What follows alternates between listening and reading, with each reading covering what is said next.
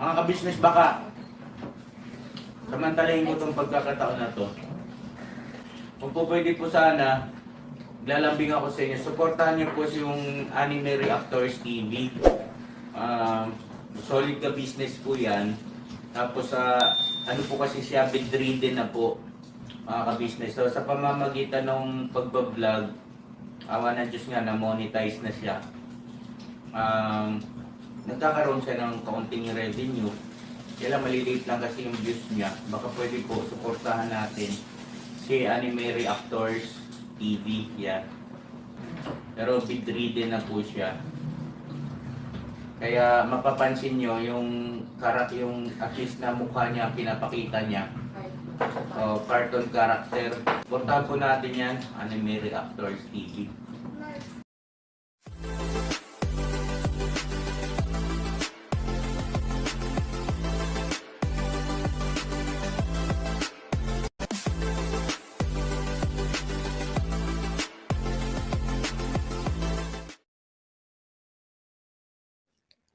Hello guys, mapagpalang araw po sa ating lahat. Narito pong muli ang inyong lingkod, Anime Reactors TV.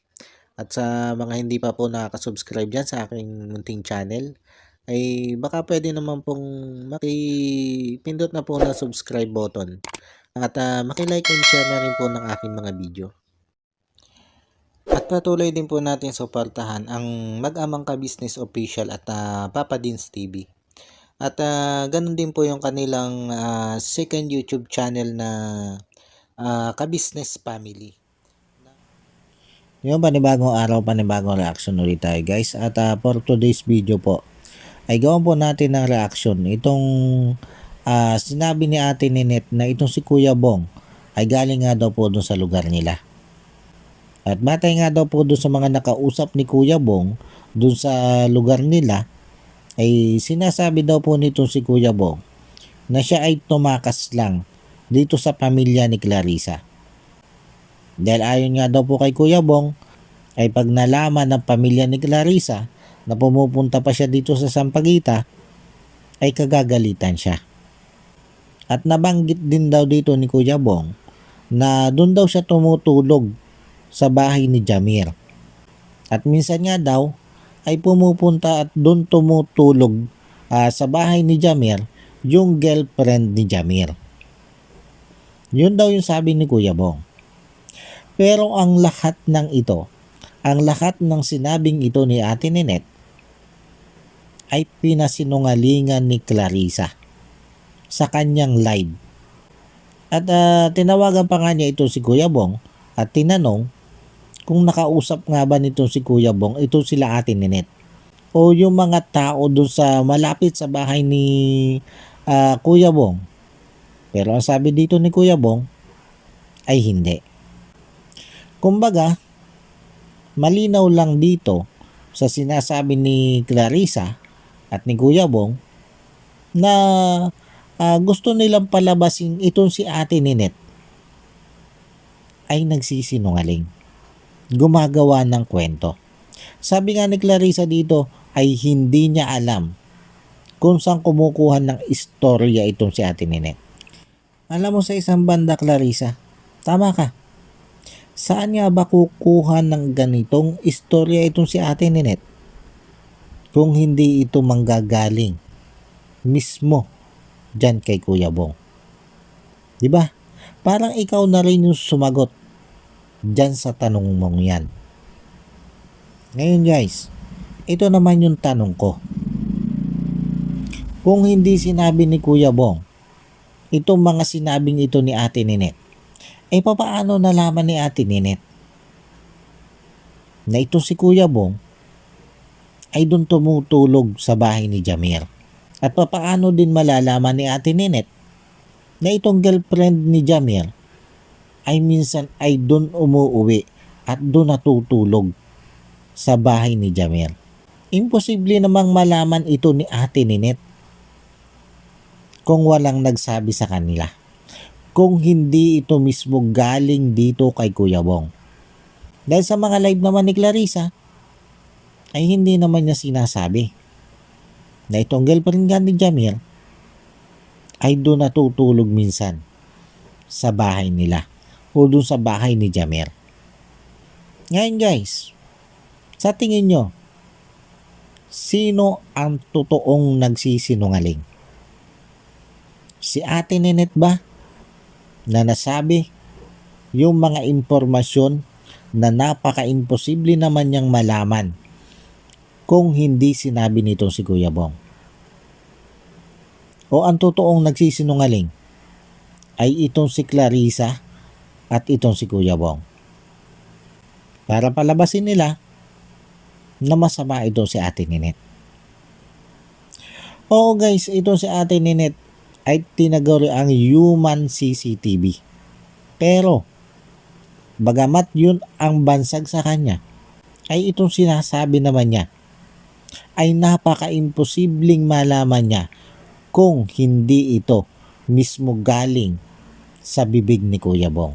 Dahil si Kuya Bong lang naman ang nag-iisang tao na nanggagaling dun sa bahay mismo ni Jamer na makakapagkwento kung ano ba ang nangyayari doon.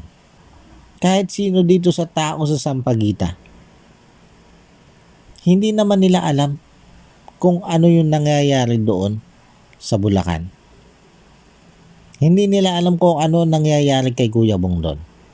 Kaya kung hindi mismo dito kay Kuya Bong galing ang istoryang ito, ay napaka-imposible guys. Napaka-imposibleng masabi yan nila Ate Ninette. Yung ganyang kadetalyado. Common sense naman. Di ba? Dito kasi sa mga pahayag nito si Clarissa dito sa live niya, na pinapasinungalingan nga niya ito mga sinabi ni Ate Ninette, ay pinagmumukha lang niyang tanga yung mga viewers niya na maniniwala sa kwento niya. Dahil kung tao tayo marunong mag-isip, kung tao tayong marunong mag-analisa, aba, ay siguro naman, maaanalisa natin na papaano nga malalaman ni Ate Ninette ang mga ganitong impormasyon na nangyayari doon sa Bulacan kung hindi nagsalita talaga itong si Kuya Bong dito sa mga tao dito sa Sampaguita.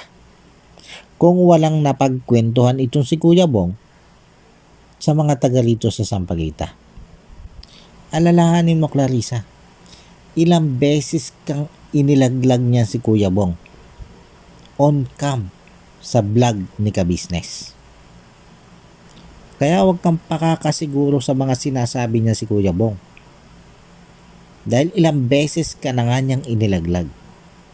Sa bagay, sa ngayon naman, ay nakikita natin na hawak mo talaga sa liig itong si Kuya Bong.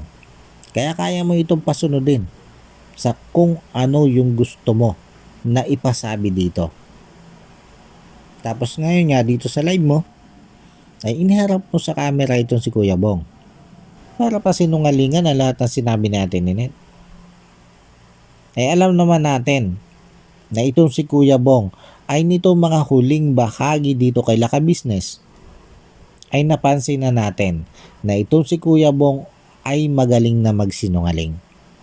Marami na siyang mga salita na hindi totoo.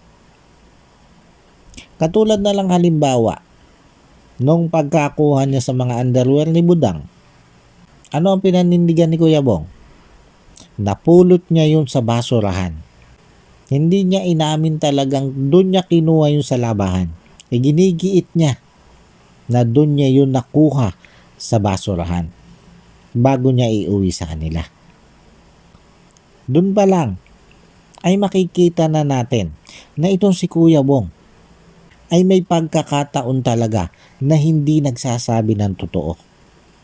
Na ito hindi nakatulad dati nung bago pa lang siya nakikilala nila Ka-Business. Na once na sinabi niya ay siguradong yun yung totoo. Ngayon iba na si Kuya Bong. Magaling na siyang magsinungaling. Kaya doon sa sinabi ni Kuya Bong, doon sa mga taga Sampaguita, na siya'y tumatakas lang doon sa Bulacan. Dahil pag nalaman daw siya na pumunta dito sa Sampaguita, ay magagalit yung pamilya ni Clarissa. Hindi natin alam kung totoo yun. Pero ang malinaw doon ay siguradong sinabi yun ni Kuya Bong sa isa dito sa taga-Sampaguita. Kaya nakarating yung kay Ate Ninette. At doon sa sinasabi nito si Clarissa na hindi ba tayo masaya na si Kuya Bong ay masaya na doon sa kanila. Bakit naman hindi tayo magiging masaya para kay Kuya Bong kung talagang masaya si Kuya Bong doon, di ba? Dahil wala namang ibang hangad maging itong sila ka-business kundi ang kaligayahan nitong si Kuya Bong. Kaya paano hindi tayo magiging masaya para dito kay Kuya Bong?